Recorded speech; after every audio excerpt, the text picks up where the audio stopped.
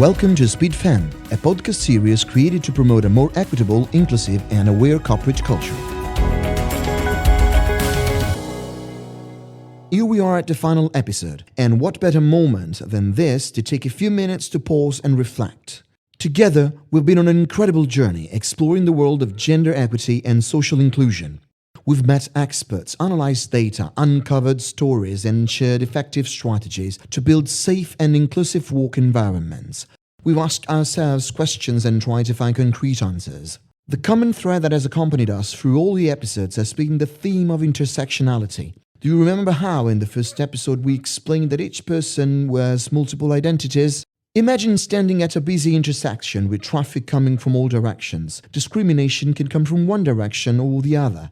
And if an accident happened at this intersection, the car could have come from any of the roads, and sometimes cars from all directions can be involved. Similarly, if a migrant woman or a woman with a disability is denied access to the job market, it could be due to discrimination related to gender, but also to ethnicity, age, or disability. What we are trying to achieve is ambitious. We know that well, but promoting the presence of women in the workplace is essential to bring in a more equitable world.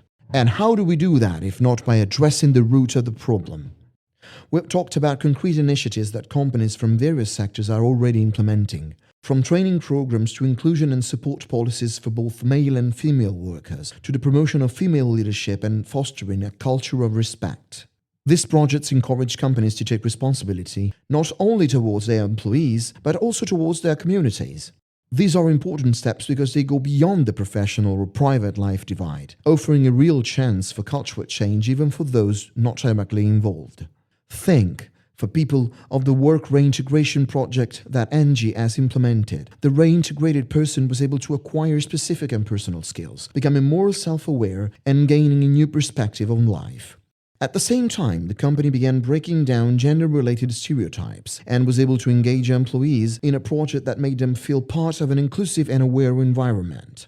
Finally, we cannot fail to mention that the community also benefited from this initiative. How? Social inclusion creates a domino effect against marginalization and exclusion.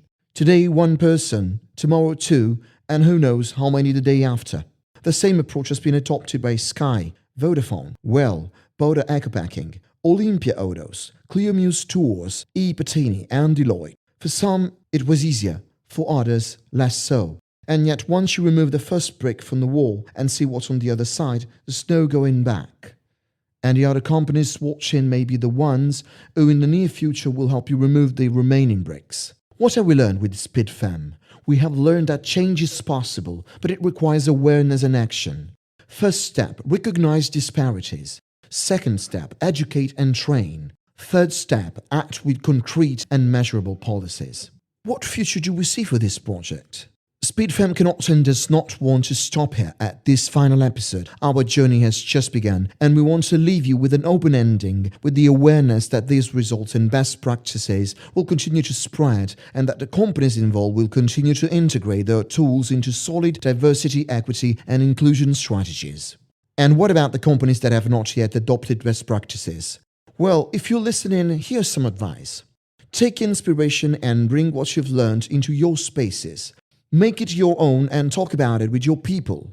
And for the companies that aren't listening, in this case, we turn to you for the final step of this first season. Perhaps the most important. Share what you've learned and put it into practice every day. Every small action counts. Talk about it with your colleagues. Propose initiatives to your leaders. Create spaces for discussion in the workplace and in your community. Be allies. Speak up for those without a voice and step up for a more equitable workplace for everyone. According to the 2024 Global Gender Gap Report, we will have to wait 134 years for a full gender equality.